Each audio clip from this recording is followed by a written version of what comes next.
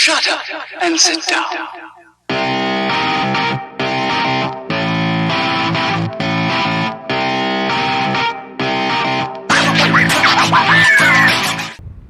The big lap has been a pipe dream for so long, but now the time for execution has arrived.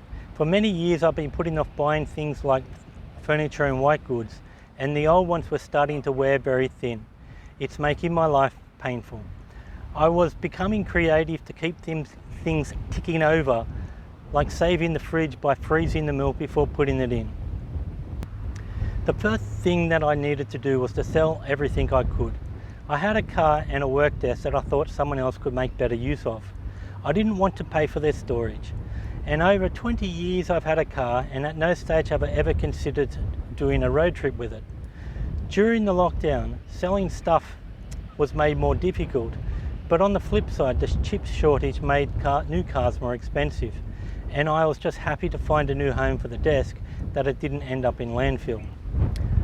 The next step was going through the process of deciding what to take, what to store, and what to chuck out. With little space on a motorcycle, there's not much choice in what I can take, only what I needed to survive. Basically clothes, breakdown equipment, computer, camera, and internet. And what I can store was broken into two, what I wanted to keep and what would break me to do without. Those items I needed, such as personal documents and artwork, I decided to pack up into boxes so they could be shipped to me by courier if I didn't end up returning to Sydney. Packing up the artwork was a little bit more difficult than I wanted it to.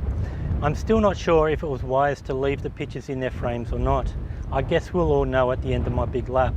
But to box them up, I needed some foam offcuts. And the only place I found that had some foam offcuts was in Sydney, was Ad Foam Industries, who would bundle them up in a large bag to get rid of a whole heap of pieces when somebody asked for one. I had to haggle with a guy to allow me to take only one piece, and it was a struggle trying to get it back home in peak hour traffic. I thought it was a lot, but it ended up just enough. But the hassle was worth it, as I managed to fit 3 large pictures into one large box. The next step was to dispose of the easy items, such as the outdoor cable and chairs and the exercise bike and old office chair and so on.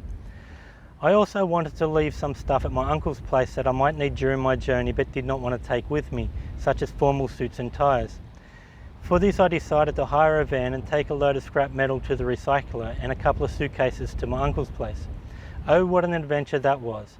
Believing in the share economy, I thought I'd use Car Next Door to hire a van. It had over 300,000 kilometres on the clock and scared the hell out of me on the highway. You know, I'd almost forgotten what it was like to get stuck in traffic. The next step was to put all the things I couldn't carry or replace into storage. This included things like furniture that I inherited from my mother, plus artwork I have accumulated over time, and the personal keepsakes that represent my life. For this step, I was somewhat lucky that I didn't have too many things to store, and I could fit it into the cheapest option I could find. I have a friend who went to England for a couple of years and placed his stuff in storage. Once in England, he spent a fortune purchasing all new stuff and decided to bring it all back with him. When he got back to Sydney, he left all his original stuff in storage, as he now had 2 of everything. Apparently he paid nearly $90,000 over 25 years maintaining his storage for his old stuff. I didn't want to make that mistake. Taxi Box provides little more than an enclosed wooden box, but it fitted my needs. It was just the right size for what I wanted to store. The only real issue is that I was hoping to return the Taxi Box to the Central Coast, but they seem to have a strategic agreement that prevents them from operating outside of Sydney. Also, if you peer into the box, you'll notice that there are no white goods or mattress, which allowed me to get a smaller storage box, saving about $150 per month. Money that I can use to replace the old white goods for new ones when I settle back down. After storing everything, the next step was to organise a bulk clean-up with the local council. Throwing away all those large items that I didn't want to store, the fridge, the microwave oven, the washing machine, the bed, and a number of other things that were so worn out, it was embarrassing to admit that I still owned. The council provides a monthly clean-up, and I organised my departure date around this date, as the timing was outside of my control. And lastly was to clean up the apartment and return it back to the landlord. With 10 years of dirt and grime building up, it was a larger task than I was expecting. When you move, you typically pack up the kitchen and set it back up at the new location. Here I had tossed out the fridge and had no way of keeping things cold. I had little food or ability to cook or the time to go out and buy some. Although I've been planning the trip for years, I had never actually put it all together on the bike, nor experienced just how difficult it was going to be with all the luggage and the dish. The weight was noticeable, about 50 kilos in total, and with little room to move with the backpack, making it quite uncomfortable to ride.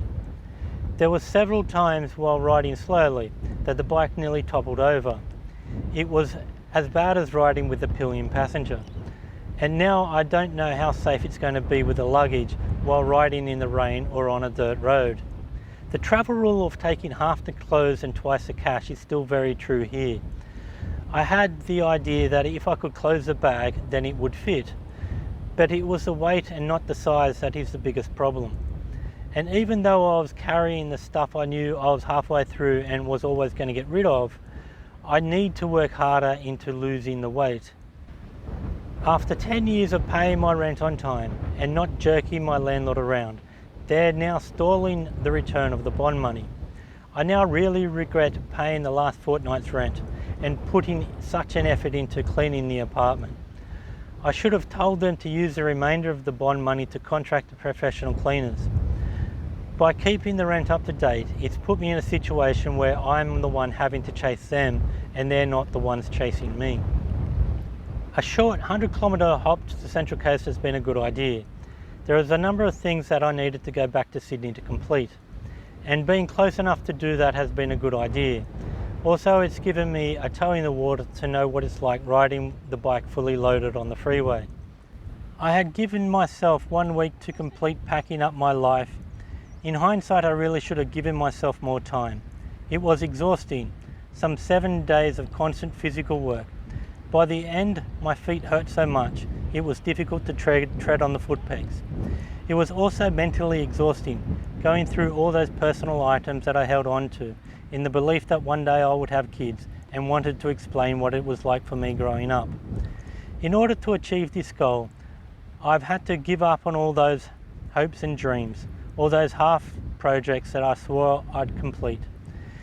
I really did feel like I was going through all my stuff as if I had died, burying my old life in search of a new.